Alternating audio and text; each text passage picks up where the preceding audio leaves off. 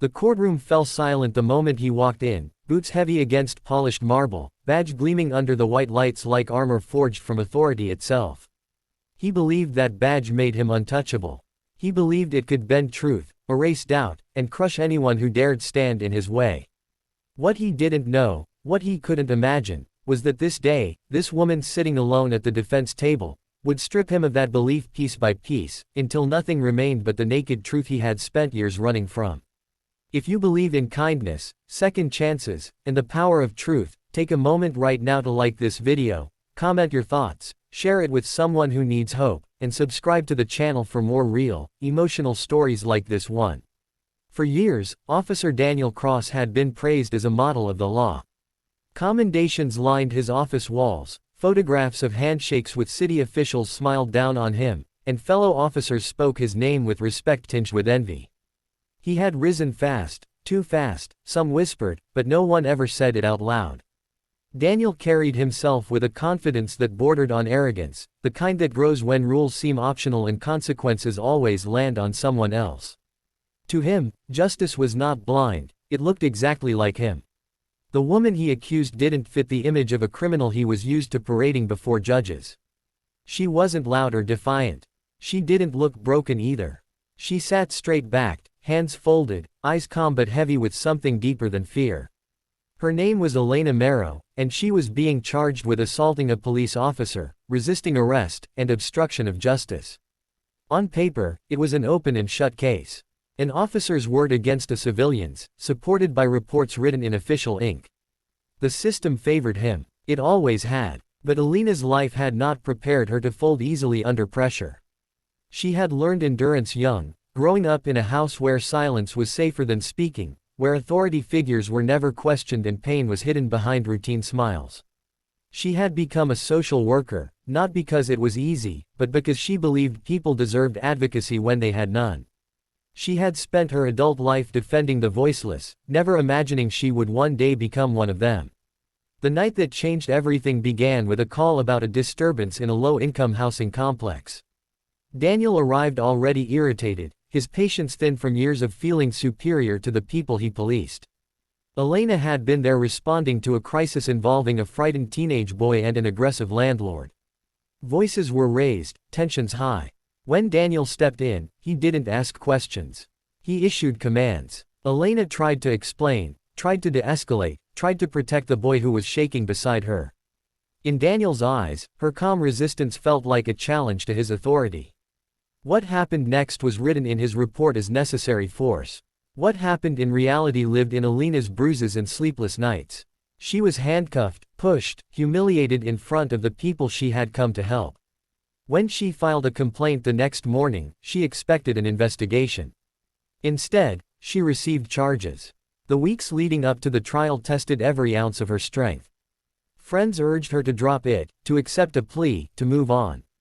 They reminded her who she was up against. A decorated officer. A system that rarely questioned its own. But something inside her refused to bend. Not out of pride, but out of responsibility.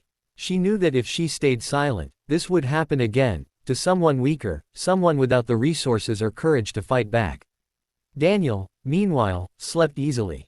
He joked with colleagues about the case, confident the judge would side with him. He had memorized his testimony, practiced the right expressions of concern and professionalism. In his world, the courtroom was just another place his badge commanded respect. What he didn't count on was evidence he didn't control. Elena's lawyer was not flashy or famous, but she was relentless. She had spent weeks digging into body camera footage that had been conveniently labeled malfunctioning, into dispatch logs, into Daniel's past complaints, most dismissed, some quietly settled. Patterns began to emerge. Patterns Daniel assumed were buried forever.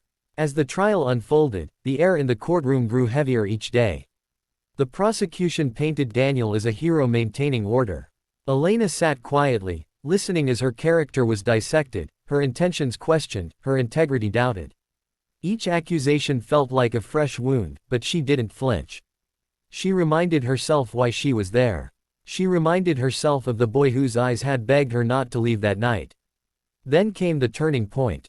A technician testified about recovered footage from a nearby security camera, not owned by the police, but by a local grocery store across the street. The video was grainy, the angle imperfect, but what it showed was undeniable. Elena standing between Daniel and the teenager. Her hands visible. Daniel advancing, shoving, escalating. The courtroom murmured. Daniel's jaw tightened. For the first time, uncertainty flickered across his face. Still, he believed his badge would save him. But Elena's lawyer wasn't finished.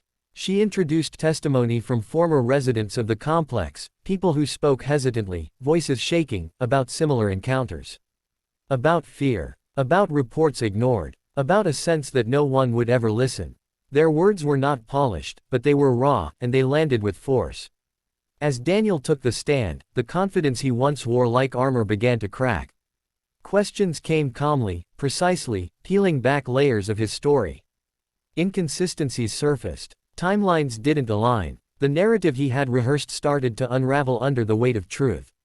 His badge suddenly felt heavier, no longer a shield, but a spotlight.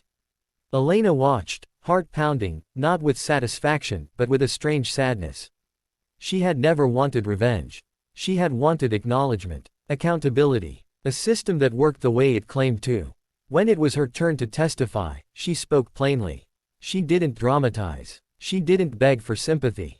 She told the story as it happened, including her own fear, her own mistakes, her own resolve to protect someone who couldn't protect himself. Her voice wavered once, when she described the moment she realized how powerless she was despite doing everything right. The courtroom listened. By the time closing arguments ended, the outcome was no longer certain. The judge recessed, leaving both sides suspended in breathless anticipation. Daniel sat rigid, staring straight ahead, the weight of scrutiny pressing down on him in a way he had never experienced. For the first time in his career, he felt exposed. The verdict came quietly, but its impact echoed loudly. Not guilty. All charges dismissed. Furthermore, the judge ordered a formal review of Officer Cross's conduct and past complaints. Gasps filled the room. Elena closed her eyes, tears spilling over, not of triumph but of release. Years of self-doubt, fear, and exhaustion poured out in that moment. Daniel felt the floor shift beneath him. His badge, once a symbol of invincibility, suddenly felt like a reminder of everything he had taken for granted. The whispers followed him out of the courtroom, no longer admiring, but questioning. In the weeks that followed, Elena's life didn't magically become easier. The trauma lingered. The nights were still restless.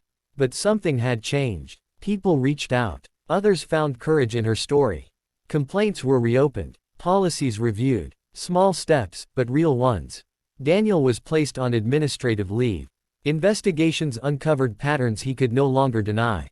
Forced to confront himself without the protection of authority, he spiraled before slowly, painfully beginning to reckon with the harm he had caused.